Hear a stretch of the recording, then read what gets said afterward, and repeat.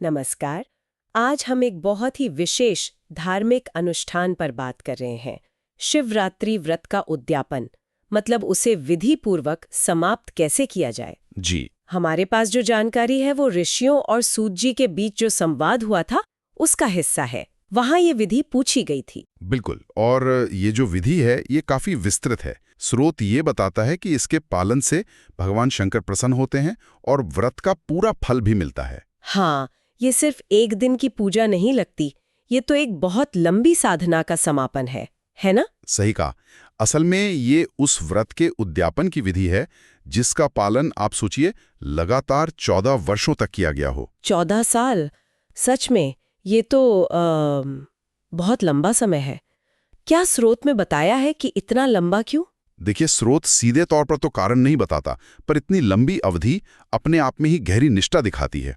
मतलब भक्त का धैर्य, उसका संकल्प। हाँ, ये बात तो है। तो ये उद्यापन शुरू कैसे होता है? इसकी शुरुआत होती है त्रयोदशी को। उस दिन एक समय भोजन किया जाता है और फिर अगले दिन शिवरात्रि यानी चतुर्दशी को पूर्ण उपवास रखना होता है। अच्छा, और फिर शिवरात्रि वाले दिन सुबह नित्य कर्म के बाद? हाँ, उसके बाद शिवालय जाकर शिवजी का पूजन करना होता है। और फिर स्रोत में कुछ विशेष मंडल बनाने का जिक्र है। मंडल?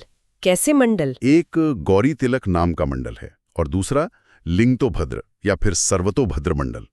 ये पूजा के लिए खास तरह की ज्यामितीय आकृतियां होती हैं। अच्छा, तो ये सिर्फ सजावट नहीं है। हाँ। इनका कोई मतलब होता होगा? हाँ, बिल्कुल। ये एक तरह से पवित्र स्थान या वेदी तैयार करना है।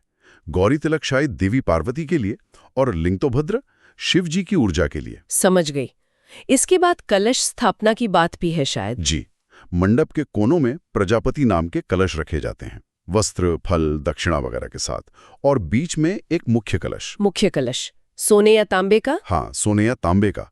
और उस पर शिव पार्वती की सोने की प्रतिमा स्थापित की जाती है। सोने की प्रतिमा? कितनी बड़ी!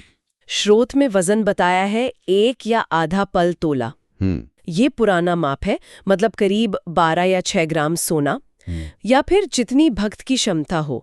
पार्वती जी बाईं ओर, शिव जी दाईं ओर। अच्छा, और फिर रात में पूजन? हाँ, रात का पूजन बहुत महत्वपूर्ण है।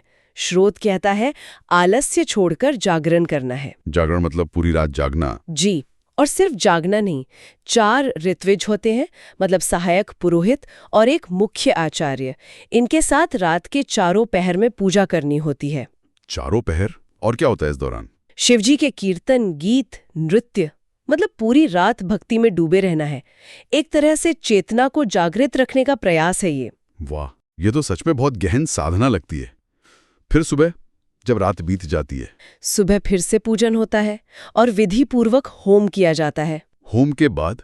होम के बाद प्रजापत्य विधान करने को कहा गया है। ये शायद कोई विशेष तपस्या या दान पुण्य का कार्य हो सकता है। इसे अपनी शक्ति अनुसार करना होता है। दान की बात आपने कही, इसका भी जिक्र है शायद। हाँ, दान का बहुत महत्व है। ब्राह्मणों को भोजन कराना, जो ऋत्विज रात भर साथ थे उन्हें वस्त्राभूषण देना। और आचार्य के लिए? आचार्य के लिए तो बछड़े सहित गाय का दान बताया गया है। ये बहुत पुण्यदायी माना जाता है। गाय का दान? बछड़े सहित? इसका कोई खास मतलब? गाय तो पवित्र है ही, बछड़े सहित दान शायद जीवन और पोषण के निरंतर प्रवाह का प्रतीक है। और ये दान करते समय प्रार्थना की जाती है कि इससे भगवान शिव प्रसन्न हो। और अंत में? वो जो मुख्य कलश और सोने की प्रतिमा थी, वो भी वृषभ यानी बैल पर रखकर आचार्य को समर्पित कर दी जाती है। अच्छा, और फिर सब हो गया? नहीं, इसके बाद आती है सबसे महत्वपूर्ण कड़ी, वो है अंतिम प्रार्थना। प्रार्थना? कैसी प्रार्थना? हाथ जोड़कर, सिर झुकाकर महादेव से विनती की जाती है कि वो इस व्रत से संतुष्ट हों, कृपा करें। अगर जाने अनजाने में कोई भूल हो गई हो, कोई कमी रह गई हो, तो भी भगवान शिव उसे पूरा करें और व्रत को सफल बनाएं। ये क्षमा याचना और समर्पण का क्षण है। फिर पुष्पांजलि अर्पित करके नमस्कार करते हैं। तो अगर हम पूरा देखें, 14 साल का व्रत, फिर उद्यापन में त्रयोदशी से तैयारी, चतुर्दशी का उपवास, वो विशेष मंडल, कलश स्थापना, सोने की प्रतिमा, रात भर का जागरण, कीर्तन, नृत्य, सुबह फिर पूजा, होम, प्रजापत्य विधान, फिर कई तरह के दान, ब्राह्मण भोजन, ऋत्विज दक्षिणा, गाय दान, और अंत में प्रतिमा और कलश का समर्पण और वो विनम्र प्रार्थना। बिल्कुल, ये पूरी प्रक्रिया बहुत विस्तृत है और गहरे समर्पण की मांग करती है। तो स्रोत का निष्कर्ष क्या है?